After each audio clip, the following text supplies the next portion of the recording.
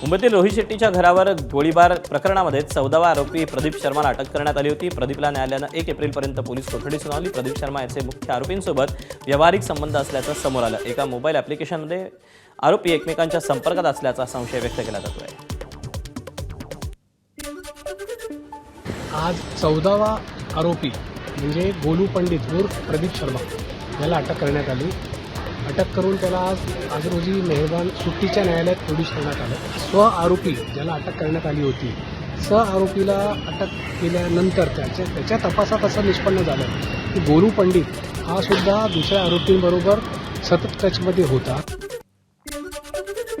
मुंबईतल्या वांद्रे स्थानक परिसरात अतिक्रमणावर कारवाई करण्यात आली होती। या स्थानकाजवळील फलाटावर झालेल्या मोठ्या प्रमाणातील अतिक्रमण हटवून त्या ठिकाणी फेन्सिंग करण्यात आलं। या कारवाईचा व्हिडिओ भाजप नेते किरीट सोमय्या यांनी सोशल मीडियावर शेअर केला। नांदेडमध्ये 46 वर्षीय महिलेला लग्नाचा आमिष दाखवून तिच्यावर अत्याचार केल्याची घटना घडली। भाग्यनगर पोलिसात पीडितेने तक्रार केली। आरोपीला पोलिसांनी अटक केली। आरोपी एका मठात महाराज असल्याचं समजतंय।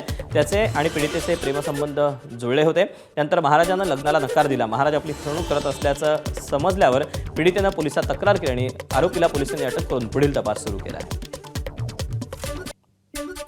काल दिनांक 21 मार्च रोजी एक 47 वर्षीय महिला जी इतवारा भागातील एका मठामध्ये दर्शनासाठी जात होती आणि तिच्यासोबत तेथील एका 40 वर्षीय महाराजाने तिच्यासोबत संपर्क तयार केला आणि त्या संपर्कातून तुझ्याशी लग्न करतो असे म्हणून तिच्या घरी येऊन 1 वेळा व इतर 2 वेळा असे म्हणून 3 वेळा लैंगिक अत्याचार केलेला आहे आणि लग्नाचं आमिष दाखवलं आणि त्यानंतर काही दिवसांनी लग्न करण्यास नकार दिला म्हणून सदर महिलेने काल रोजी पोलीस ठाण्यात फिर्याद दिली। त्यावरून पोलीस ठाणे भाग्यनगर येथे गुन्हा क्रमांक 157/26 कलम 69 351/2 BNS प्रमाणे गुन्हा दाखल आहे आणि पुढील तपास चालू आहे।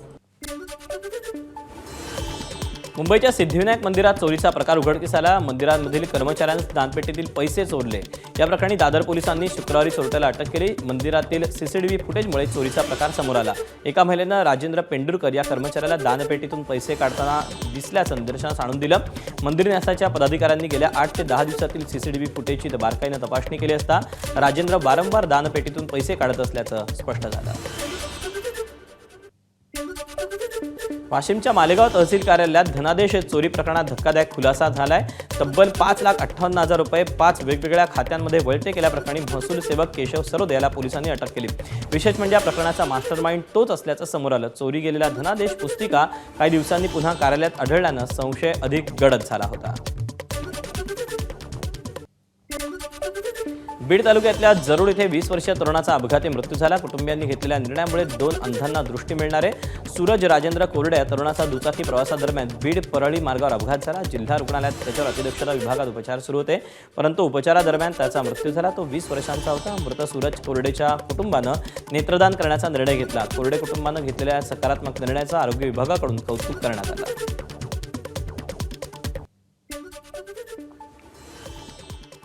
अपघातामध्ये सूरज रवींद्र कोरडे या 20 वर्षीय तरुणाचा एक अपघाती मृत्यू झाला।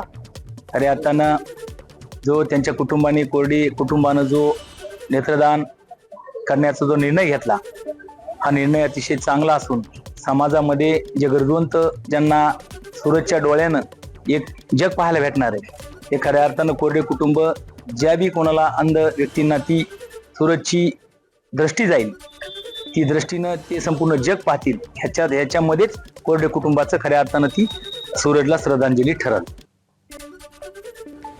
मुंबई गोवा महामार्गावर माणगावजवळ 2 कारचा अपघात झाला। मुंबईहून गोव्याकडे जाणाऱ्या इनोव्हा कारनं पुढील वॅगनारला धडक दिल्यानं अपघात घडला। सुदैवानं अपघातात कोणतीही जीवितहानी झाली नाही, मात्र दोन्ही वाहनांचं एका मोटरसायकलचं मोठं नुकसान झालं। भिवंडीतल्या कोनगावात भंगार गोदामाला भीषण आग लागली। आगीत 2 भंगार गोदामं जळून खाक झाली। गोदामात मोठ्या प्रमाणात कापड, प्लास्टिक आणि कागदाच्या वस्तू साठवल्या होत्या। नागपूर जिल्ह्यातील देवलापार जंगलातून आलेल्या बिबट्यानं थेट गावातील गोठ्यात तो शिरल्यानं परिसरात भीतीचं वातावरण पसरलं। शनिवारी एका गोठ्यात बिबट्या शिरला। बिबट्याला रेस्क्यू करण्यासाठी वनविभागाची टीम पोहोचली, मात्र डागसाठी लागणारी औषधं कालबाह्य असल्यानं कारवाईत विलंब झाला। यानंतर स्थानिकांनी वनविभागावर निष्काळजीपणाचा आरोप करत यंत्रणा सज्ज ठेवण्याची मागणी केली। धाराशिवच्या तुळजापूरमध्ये बैलगाड्या शर्यतीचा थरार पाहायला मिळाला. बैलगाड्या शर्यतीत पश्चिम महाराष्ट्रातील पुणे ते विदर्भातील बैलगाडा मालक आणि स्पर्धक सहभागी झाले होते. शिवबा प्रतिष्ठानच्या वतीनं शिवजन्मोत्सवाच्या निमित्तानं दरवर्षी या बैलगाड्या स्पर्धेचं आयोजन करण्यात येतं. यंदा या शर्यतीत 120 स्पर्धकांनी सहभाग घेतला.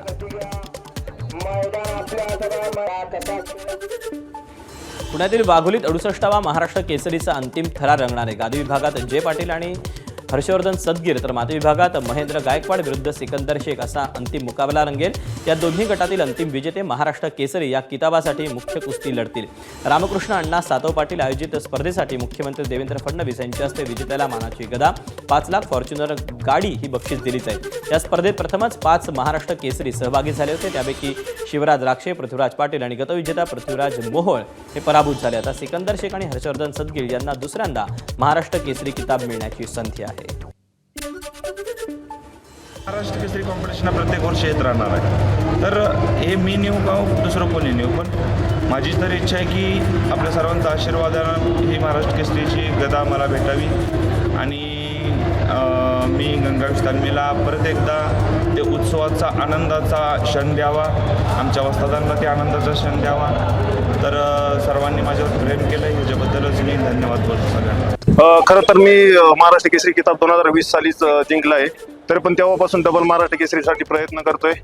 एकदा फायनलपर्यंत पोहोचलो होतो आणि त्यानंतर आता खरं तर काही वेगळ्या प्रमाणात म्हणजे प्रॅक्टिस करून घेतलेली गुरुवर्य काकासाहेब पवार यांनी. काही दिवस पंजाबमध्ये होतो सिकंदर कॅरोको सर यांच्याकडं, थोडी वेगळ्या पद्धतीने प्रॅक्टिस केली. याच्या आधी 2 वर्ष मातीतून लढलो आणि परत एकदा मॅचचा निर्णय घेतला आणि एक उत्तम प्रॅक्टिस करूनच या ठिकाणी उतरलेलो आहे. एबीपी माझा, उघडा डोळे बघा नीट.